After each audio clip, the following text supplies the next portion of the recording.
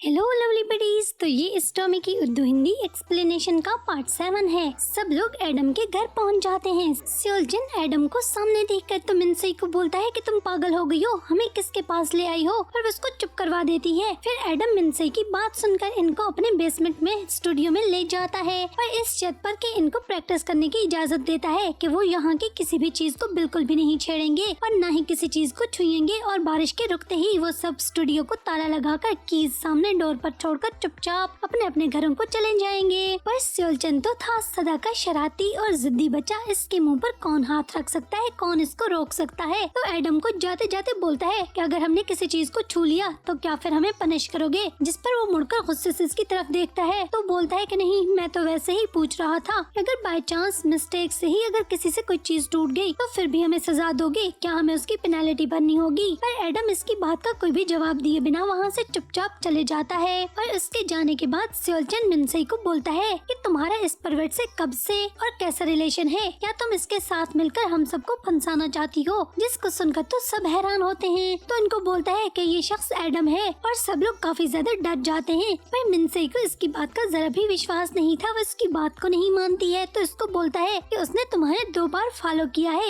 एक बार स्कूल के बाहर और दूसरी बार चर्च की सफाई करते समय मैंने इसे तुम्हें छुप छुप कर देखते देखा था, और तीसरी बार तो मैं भूल गया कि पार्क में भी तो तुम्हारे पीछे था ना। जिसको सुनकर तो मिनसे को चुप्पी लग जाती है एकदम। और फिर सेओलजन जैसे ही अपना सेल वहाँ पर खोलता है तो वहाँ पर नेटवर्क ना देखकर तो इन सबको बोलता है कि पक्का मुझे तो लगता है कि इस एडम ने हमारे लिए कोई ट्रैप बना रखा है, मुझे इस पर बिल्कुल भी विश्वास नहीं है। और अपने सेल पर नेटवर्क न आने की वजह से ऊपर चला जाता है। मिनसे जो कि सेओलजन की बातें सुनने के बाद तो काफी ज्यादा अपसेट खड़ी थी, जिसे देखकर तो सेओन वो भी सेओलजन के पीछे पीछे बाहर चला जाता है। फिर बाहर नेटवर्क आ जाने की वजह से तो सेओलजन इसको बोलता है कि तुम नीचे चले जाओ, मैं घर जा रहा हूँ। पर सेओन वो इसके हाथ से सेल लेकर तो इसको जाने से रोक देता है और सेओलजन को जाकर मिनसे से फौरन वो सब कुछ कहने और इसे हट करने पर सॉरी करने को बोलता है। मिनसे की हट होने की बात सुनकर तो वो सेओन को बोलता है कि ठीक है मैं समझ गया, मैं जाकर इससे घुटनों पर बैठकर अपोलोजाइज कर लूंगा अगर मैं गलत हुआ तो। अगर मैं सही हुआ तो फिर तुम सेओन के बच्चे मेरे पाँव पर गिरकर मुझसे माफी मांगोगे। अभी सेओन ऐसे कुछ बोल नहीं लगता है कि सेओन की मोम की कॉल आ जाने की वजह से इनकी बात बीच में अधूरी रह जाती है। इधर स्टूडियो में इन सभी के साथ पीछे खड़े नमडू और गायो सब चीजों को उलट पलट कर देख रहे होते हैं। सेओलजन की बातें सुनने के बाद तो उन सभी को यही लग रहा था कि जैसे वो यहाँ पर ट्रैप हो गए हैं। तो वो एडम के मना करने के बावजूद भी इसकी हर चीज को ठोक बजा कर देख रहे थे और सब चीजों को वहाँ पर उलट पलट कर दिया था। फिर शिनहो मिनसे से एडम के बारे में पूछ रही होती है कि क्या सचमुच में तुम उसे जानती थी पहले से ही। पर मिनसे चुपचाप खड़ी रहती है। फिर वो इनको कुछ भी बोले बिना तो ऊपर इस एडम के पास चली जाती है जो कि अपने रूम में म्यूजिक प्लेयर पर किसी का सॉन्ग सुन रहा था। पर मिनसे अचानक से दरवाजा खोलकर वहाँ जाते ही इसके पास जाकर इससे फॉलो करने के बारे में पूछती है और उसके यूं अचानक आ जाने से तो एडम फौरन से चौंक जाता है और फौरन से जाकर तो म्यूजिक बंद करने लगता है। पर तब तक मिनसे के कानों में भी उस सॉन्ग की आवाज जा चुकी थी, वो उस सॉन्ग को सुन चुकी थी। तो उसको जाकर सॉन्ग को बंद करने से रोकने लगती है। पर एडम इसे पीछे ही रहने को बोलता है, पर मिनसे नहीं रुकती है और जाकर उस सीडी को फौरन से उठा लेती है कि ये सॉन्ग तुम्हारे पास कहाँ से आया है। वो एडम इसे आंसर करने के बजाय तो इससे अपनी सीडी वापस लेने लगता है। पर मिनसे इसको वापस नहीं कर रही होती है, दोनों एक दूसरे से छीनने लगते हैं। सेओलजन जैसे ही दोबारा वहाँ नीचे स्टूडियो में आता है, वहाँ पर मिनसे को इनके साथ न देखकर तो शिनहो से पूछने लगता है। पर वो लोग बोलते हैं कि इनको नहीं पता कि वो कहाँ है, जिसे सुनकर सेओलजन भागा भागा ऊपर की तरफ जाता है और वहाँ पर आता हुआ सेओन भी इनकी बातें सुनकर तो इसके पीछे पीछे जाता है। और फिर जैसे ही सेओलजन दरवाजा खोलकर अंदर जाता है तो अंदर एडम और मिनसे को एक दूसरे के साथ गथम गथा देखकर तो इसको लगता है कि जैसे एडम मिनसे के साथ कुछ गलत कर रहा है। तो वो फौरन से जाकर एडम को जोर से इसके मुंह पर मुक्का मार जाता है, जिससे एडम जमीन पर नीचे गिर जाता है। फिर मिनसे सेओलजन को रोकती रहती है। तब तक सब लोग भी वहाँ पर आ गए थे। और मिनसे अब नीचे गिरे हुए एडम से इसके ठीक होने को पूछती है और सेओलजन को बोलती है कि वैसा कुछ भी नहीं है जैसा तुम समझ रहे हो। और सेओलजन जो कि अभी और भी एडम को मारना चाहता था, सेओन वो इसको फिर दोबारा से एडम पर हमला करने से रोक देता है। फिर वो एडम मिनसे से सीडी छीन कर इन सबको वहाँ से चले जाने को बोलता है। पर इन सभी को जाते देखकर तो मिनसे को वहीं रोक लेता है। फिर वो सबके सब गुस्से में स्टूडियो में आकर बैठ जाते हैं। इधर नमडू मिनसे को बुरी बुरी गालियाँ देने लगता है कि इस वेंच की वजह से हम यहाँ पर फंस गए हैं। और नमडू की मिनसे को गालियाँ देना उन्हें इससे बिल्कुल भी बर्दाश्त नहीं होता है। तो सेओलचन इसको बोलता है कि अभी अपना थोबड़ा देखा है, पहले इसको कुछ भी बोलने से पहले चुप करके खड़ा रहे यहाँ। फिर सेओनवो इन सभी को आपस में लड़ते देखकर तो इनको मिनसेई के बिना ही प्रैक्टिस करने को बोलता है कि उसने तो सिर्फ सिंगिंग ही करनी है और बाकी लोगों ने इंस्ट्रूमेंट बजाने हैं, तो क्यों ना हम लोग उसके बिना ही प्रैक्टिस कर लेते हैं। पर सेओलचन को ये वाला आइडिया बिल्कुल भी पसंद नहीं था, तो वो दोबारा से बाहर निकल जाता है। फिर एडम यहाँ पर मिनसेई से इसका और इसके फादर का नाम पूछता है, जिस पर मिनसेई इस एडम का अपने फादर से रिलेशन पूछती है। तो वो बोलता है कि मैं तुम्हारे फादर का फ्रेंड हूँ। तो मिनसेई काफी ज्यादा हैप्पी हो जाती है कि अच्छा तो आप मेरे डैड को जानते हो, जिस पर एडम बोलता है कि हाँ, मगर काफी समय हो गया, मेरा ऐसे कोई कांटेक्ट नहीं है। पर फिर मिनसेई इसकी बात सुनकर कुछ सोचकर बोलती है, पर मेरे डैड के तो कोई फ्रेंड नहीं थे। एक बार मैंने इनसे पूछा था तो उन्होंने बोला था कि म्यूजिक से इनकी दोस्ती है और मैं भी इनकी दोस्त हूँ, और उस समय मुझे लगा था कि वो झूठ बोल रहे हैं। जिसको सुनकर तो एडम बोलता है कि नहीं, वो सच बोल रहा था, उसका कोई भी फ्रेंड नहीं था मेरे सिवा। तो जिसको सुनकर मिनसेई बोलती है, मगर आज मुझे पता चला कि वो सही ही बोल रहे थे। और फिर मिनसेई इस एडम को बताती है कि आपका मेरे डैड से इसलिए कांटेक्ट नहीं हो सका क्योंकि अब वो इस दुनिया में नहीं रहे हैं। और फिर जोर जोर से इसके सामने रोने लगती है। पहले मुझे अपने डैड के गुजर जाने का पता चला था तो मुझे विश्वास नहीं हुआ और मैं रो नहीं पाई, मगर अब मैं रोना चाहती हूँ। और एडम इसको जोर जोर से रोते देखने लगता है। इधर सेओलचन को मिनसेई की फिक्र हो रही थी, तो वो मिनसेई को देखने ऊपर आता है। पर तभी इसके पीछे वहाँ पर शिनहाओ भी आ जाती है। शिनहाओ इसकी बहुत बड़ी फैन थी और इससे फैन होने के नाते इसकी कुछ चीजें जो इनको पसंद नहीं थी तो वो इसको बताती है, जिस पर सेओलचन इससे प्रॉमिस कर लेता है कि ठीक है, वो दोबारा से वो सब चीजें नहीं करेगा। जिसको सुनकर तो वो वहाँ से चली जाती है। फिर तभी सेओनवो भी अपने सेल पर नेटवर्क चेक करने के लिए ऊपर आता है और सेओलचन को सबके साथ जाकर तो प्रैक्टिस करने को बोलता है, जिस पर सेओलचन इससे पूछता है, मुझे सच सच बताओ, तुम अपना सब कुछ छोड़ छाड़ कर इन लोगों के साथ क्यों घूम फिर रहे हो? तुम तो इस तरह के नहीं हो, तुम्हें इस तरह की चीजें बिल्कुल भी अच्छी नहीं लगती हैं। मुझे तो दाल में कुछ काला लग रहा है। जब तुम्हें परफॉर्म ही नहीं करना है और न ही प्रैक्टिस करनी है तो फिर तुम इनके साथ क्यों घूम रहे हो? जिस पर सेओनवो आगे से बोलता है, क्योंकि मैं इसे लाइक करता हूँ। जिसे सुनकर तो सेओलचन शॉक रह जाता है और बोलता है कि क्या बोला, किसे लाइक करते हो? तो सेओनवो दोबारा से बोलता है कि मैं उसे लाइक करता हूँ, मतलब मिनसेई को लाइक करता हूँ। और सेओलचन तो सुनकर शॉक रह जाता है कि अबे क्या बोल रहे हो? तो उसके ऊपर वाले खाने की हवा ठक से उठते देखकर तो सेओनवो उसे बदहवास देखकर बोलता है, तुमने सच बोलने का कहा और मैंने बोल दिया। उसे मेरी हेल्प चाहिए थी और मैं उसकी हेल्प कर रहा हूँ, और उसे जब मेरी हेल्प चाहिए होगी मैं हर दफा उसकी हेल्प करूँगा। फिर सेओलचन के अपने दिमाग की बत्ती तो गुल हो चुकी थी, उसे कुछ भी समझ में नहीं आता है। तो उसको बोलता है कि तुम इसे लाइक क्यों करते हो? तो सेओनवो बोलता है, क्योंकि मैं मैन हूँ और वो वुमेन है, तो इसलिए मैं उसे लाइक करता हूँ। तो सेओलचन बोलता है कि हाँ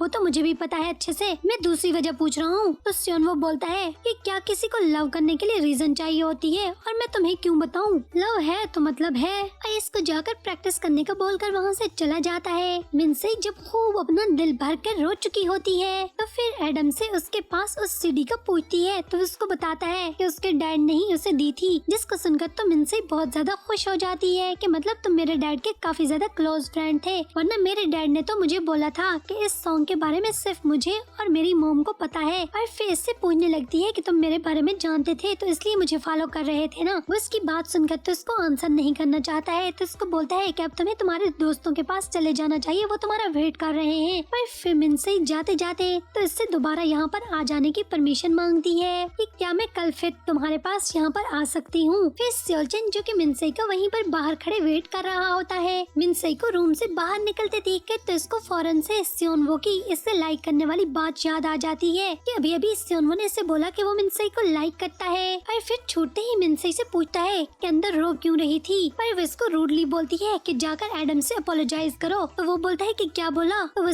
कुछ भी बोले बिना नीचे चली जाती है। इधर सेओनवो किम नाना को बार बार टेक्स्ट करके तंग करके इससे वहाँ आने पर मजबूर कर देता है और फिर इससे बाहर बात करके इसको बाकी सभी के साथ अच्छे से प्रैक्टिस करने के लिए मना लेता है। पर फिर इसके जाते जाते इसके हाथ पर वोंड को देखकर तो पूछता है, तो वो बोलती है कि तुम्हें कब से मेरी इतनी फिक्र होने लग गई, और जो भी तुमने मेरे बारे में सुना है वो सब के सब रूमर्स हैं सिर्फ, और फिक्र मत करो, ये सब कुछ तो मेरी रोज की जिंदगी का हिस्सा है। तो सेओनवो इसको बोलता है कि मैं कानों का कच्चा नहीं हूँ, मतलब कि रूमर्स पर बिलीव नहीं करता हूँ, बल्कि सिर्फ इस चीज का पूछ रहा हूँ जो मैंने अपनी आंखों से देखा। पर वैसे कुछ भी बोले बिना वहाँ पर अंदर चली जाती है। इधर सेओलचन जब मिनसेई को पुकारता है इसके पीछे पीछे नीचे बेसमेंट में आता है तो उसे सामने देखकर शिनहाओ बोलती है, उपा वो एडम इसके इसके डैड का फ्रेंड है। फिर मिनसई इसकी तरफ देखकर तो उन सबको बता रही होती है कि मेरे अचानक से इनके रूम में चले जाने की वजह से वो डिस्टर्ब हो गए थे, तो ये सारा मैस इस वजह से क्रिएट हुआ। असल में तो वो सेओल चैन को ही सुना रही होती है, पर बात वो उन सबके सामने कर रही होती है और इनको बोलती है कि हम लोगों ने यहाँ आकर इनको बहुत ज्यादा तकलीफ दी है। जिसको सुनकर तो शिनहो बोलती है कि फिर तो हम सभी को इनसे जाकर अपोलोजाइज करना चाहिए। जिस पर अंदर आता हुआ सेओन वो भी इनकी बातें सुन लेता है और फिर बेचारे सेओल चैन का मजाक बनाकर बोलता है कि सबसे ज्यादा तो माफिया हमारे सेओल चैन बेचारे को मांगनी पड़ जाएंगी।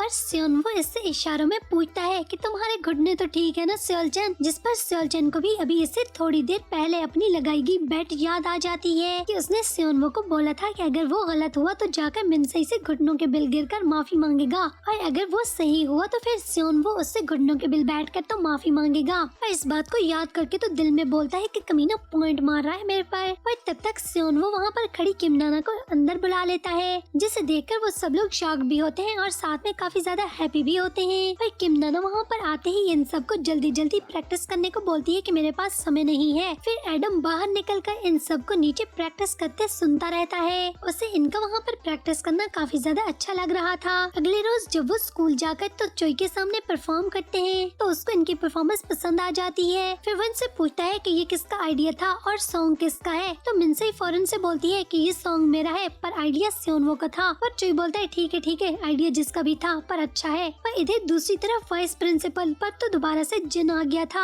अब इसे इन सब की परफॉर्मेंस चेंज करनी थी क्योंकि ऊपर से किसी बड़े मिनिस्टर शिनिस्टर ने इवेंट में आना था और परफॉर्मेंस देखनी थी। और डोगो बेचारी की दोबारा से शामत आ चुकी थी। वो उसको काफी ज्यादा समझाती है कि अब हमारे पास और समय नहीं है। तो इन बच्चों ने इसी थीम पर काफी अच्छे से प्रैक्टिस कर ली है और इनके परफॉर्मेंस जबरदस्त है। अब हमारे पास इस सब को बदलने का कोई समय नहीं है क्योंकि अब सब कुछ रेडी हो चुका है। पर वाइस प्रिंसिपल डोगो को इसको क्लास टीचर की सीट से हटाने की धमकियां लगाकर इसे वैसा ही करने को बोलता है कि जैसा मैं बोल रहा हूँ। पर उसके जाने के बाद तो डोगो अपना सर पकड़कर बैठ जाती है कि पक्का ये बुड्ढा मुझे पागल करके छोड़ेगा। फिर तभी चोई उसके पास अलादीन के चिराग की तरह हाजिर होता है तो उसको अपना दुखड़ा सुनाती है दोबारा से। और फिर जैसे ही इनकी पोएट्री की क्लास खत्म होती है जिसमें वो सबके सब लोग तकरीबन सो ही रहे होते हैं तो सेओल चैन टेक्स्ट करके सेओनवो को जरा बाहर मुलाकात करने का इशारा करता है। और फिर जैसे ही दोनों बाहर जाते हैं तो सेओल चैन सेओनवो से पूछता है कि अबे कल रात जो तू बढ़ा चढ़ाकर हमारे साथ प्रैक्टिस कर रहा था ना, तो आज चोई के सामने तूने फिर परफॉर्म क्यों नहीं किया, इतना बड़ा क्यों बन रहा था। जिसको सुनकर तो सेओनवो बोलता है कि तेरे पेट में उठते मरोड़ों को तो मैं बहुत अच्छे से जानता हूँ, जो बात तू करना चाहता है ना वो कर। तो सेओल चैन इसको बोलता है कि ठीक है वो जो तू रात को बोल रहा था क्या मजाक था ना सब। तो सेओनवो सुनकर इसकी हालत का मजा लेते हुए बोलता है कि अभी कौन सी बात, मिनसई को लव करने वाली बात, कौन सा मजाक, बोला तो था कि सीरियस हूँ। और फिर इसको बोलता है कि अगर पूछ लिया हो तो मैं जाता हूँ। पर सेओल चैन इसको जाते देखकर बोलता है कि अब आगे क्या करोगे। तो सेओनवो बोलता है जो करना चाहता हूँ वही करूँगा, पीछे हटे बिना रुके बिना,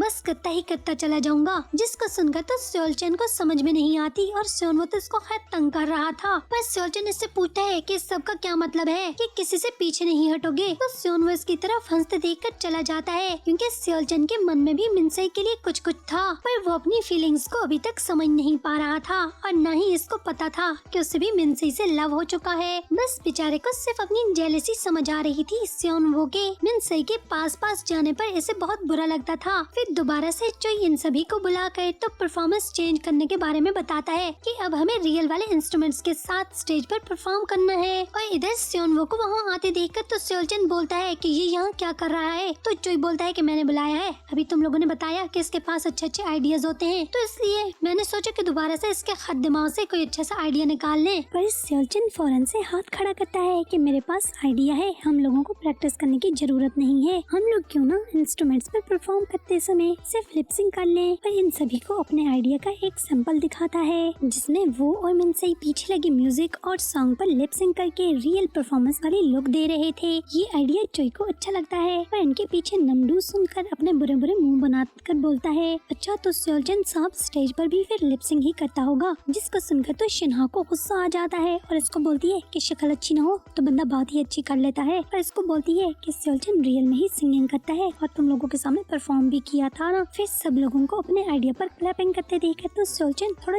चौड़ा होकर सामने बैठे हुए सेओनवो की तरफ देखकर बोलता है कि देख ले फिर भाई की टोर। फिर सेओल चैन इन सभी को बोलता है कि हम इस परफॉर्मेंस को शैडो बैंड का नाम देंगे। फिर सेओनवो बोलता है कि मेरे पास भी एक आइडिया है, जो लोग इंस्ट्रूमेंट बजा सकते हैं वो इंस्ट्रूमेंट बजा ले और जो लोग गाना गा सकते हैं वो सिंगिंग कर ले। और फिर इनको अपने आइडिया का एक सैंपल दिखाता है जिसमें अब वो और मिनसे सबको लीड कर रहे थे। इसका आइडिया भी चोई को पसंद आ जाता है। फिर चोई इन सभी को बोलता है कि जो लोग सोल्जन के साथ हैं वो इसके साथ खड़े रह जाएं और जो लोग स्योनवो का साथ देना चाहते हैं, जिनको स्योनवो का आइडिया अच्छा लगा है, वो स्योनवो के साथ खड़े हो जाएं। जिस पर मिनसे और किम नानो फौरन से जाकर स्योनवो के साथ खड़ी हो जाती हैं। इधर अभी तक सोल्जन के साथ सिर्फ और सिर्फ शिनहाओ खड़ी थी और जैसे ही शिनहाओ गायों को स्योनवो की तरफ जाते देखती है तो उसे खुफिया खुफिया अपना मुक्का दिखाकर कि बच्चों फिर तूने मेरे हाथ भी लगना है, इसको सोल्जन की तरफ आने के लिए राजी कर लेती है। मतलब अब सोल्जन के साथ शिनहाओ और गायो थे तो उधर स्योनवो के साथ मिनसे और किम नानो थी। चोई पीछे बैठे नमडू से पूछता है कि अभी तू किसके साथ है, जिस पर नमडू बोलता है मैं किसी के साथ भी नहीं हूँ, मुझे दोनों का ये आइडिया अच्छा नहीं लगा, मैं तो कहता हूँ जो हम पहले कर रहे थे वही करते हैं। जिस पर इन सभी के बीच में ये मैच ड्रा हो जाता है।